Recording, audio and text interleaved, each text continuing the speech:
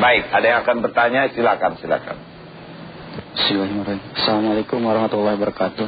Waalaikumsalam warahmatullahi wabarakatuh. Saya ingin bertanya tentang apa yang harus kita tafakuri tentang Allah, diri kita dan lingkungan di sekitar kita. Apa yang harus ditafakuri? Tentang Allah, diri kita dan lingkungan di sekitar kita. Baik. Terima kasih. Ustaz, hadis Bukhari-nya.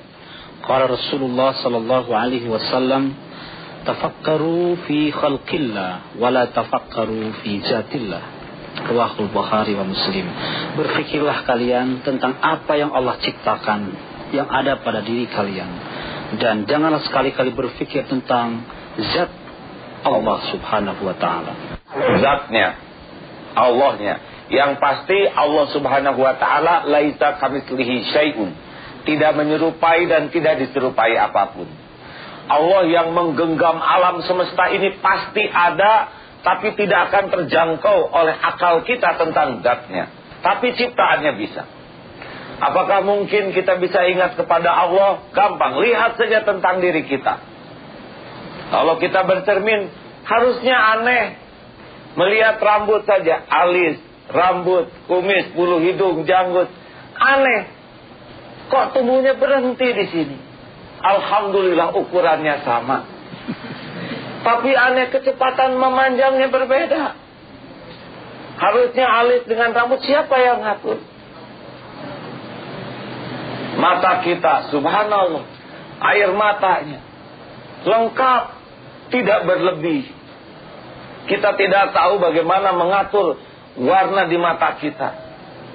Kita bisa melihat langit bumi tanpa kita urus. Bayangkan ini kalau tidak ada air matanya, benar-benar menderita atau berlebihan. Berlinang air mata terus-menerus, maha suci Allah. Menatap hidung, alhamdulillah kita kompak ini rata-rata. Kita tahu bau terasi.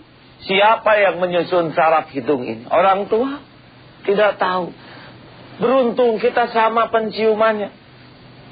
Ini sama. Kita tahu mana jengkol, mana pete, mana asin. Jarang, tidak tertukar. Misalkan kita ambil jeruk, wah ini harum jengkol.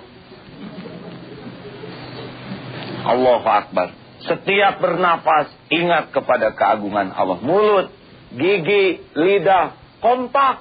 Tidak terlalu panjang lidahnya, tidak juga pendek. Selama kesibukannya tidak pernah salah. Air ludah cukup, tidak berlebih. Subhanallah jikalau berlebih. Jatuh bawa ibu-ibu yang sudah gaya ini. Harus membawa ember di sini.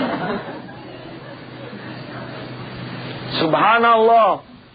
Gigi di atas kursi yang lembut, keluar gigi. Diatur sedemikian rupa. Dan berhenti memanjangnya. Maha suci Allah. Kita tidak bisa bayangkan siapa yang ngerem semua ini. Bagaimana kalau hidung kita tidak pernah berhenti memanjang, gigi tidak berhenti, lidah tidak berhenti, semua ada saatnya berhenti. Allahu Akbar. Jari ada kuku, maha suci Allah yang memanjangnya hanya kuku. Harusnya kita, ya Allah, untung yang memanjang hanya kukunya, tidak dengan jarinya. Siapa yang atur semua ini ya? Bagaimana kalau yang jarinya memanjang? Setiap Jumat kita harus potong jari. Harusnya lihat kuku menangis, ya Allah, maha suci Engkau. Sekujur tubuh ada pori-pori, ya Allah, maha suci Engkau. Ketika kita bersuara, suara kita bisa dikenali orang. Ketika makan terasa manis, pahit. Siapa yang menyusun struktur lidah sehingga asinnya sama asin, pahitnya sama pahit? Apakah pernah kompakan para orang tua sebelum melahirkan bayinya? Diatur tidak. Bahkan semenjak dari perut, ibu bapak tidak pernah tahu janinnya seperti apa.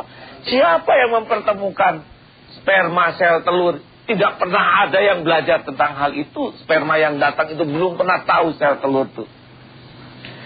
Makanan, kerupuk, singkong, kenapa jadi tulang, jadi rambut, jadi mata, terbentuk di perut. Menggambar saja tidak sanggup menggambar bayi.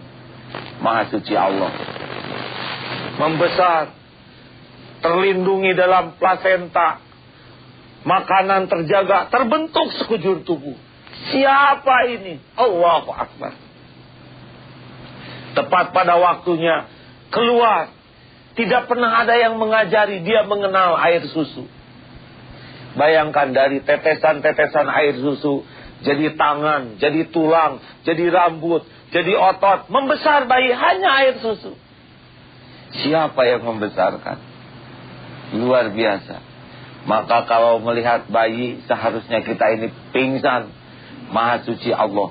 Kita sering terpesona kepada lukisan kuda dan kita puji pelukisnya. Ini pelukis luar biasa. Kuda ini mirip sekali. Tapi kenapa ketika kita melihat kuda tidak pernah memuji yang menciptakannya? Melihat boneka kita terpesona dan kita puji pabrik. Ini hebat Korea yang membuat boneka ini. Kenapa melihat yang memainkan boneka kita tidak memuji yang menciptakannya? Melihat patung yang mirip kita puji orang yang membuat patung. Ini luar biasa, mirip sekali. Kenapa melihat orang yang sedang terpesona kepada patung kita tidak terpesona kepada Allah yang menciptakan? Luar biasa. Andai kata kita ingin selalu ingat kepada Allah, lihatlah diri ini. Tak habis-habisnya kita bisa menangis melihat diri ini. Andai kata kita berjuang untuk melihat siapa yang menciptakannya. Mata kepada ciptaan, hati kepada pencipta. Apakah ini memungkinkan? Mungkin. Kita bisa terus-menerus ingat kepada Jepang. Dengan catatan mau melihat buatan Jepang. Lihat arloji Seiko Jepang. Lihat mobil Jepang. Lihat motor Jepang. Banyak Jepang terus dalam otak kita. Kalau kita ingin lihat buatan Jepang. Buatan Allah adalah segala-galanya. Langit, bumi, segala yang ada adalah buatan Allah. Sehingga tidak usah heran ada orang yang tidak pernah bisa lupa kepada Allah. Karena apa yang dia lihat, dia tatap adalah Allah lah yang menciptakannya.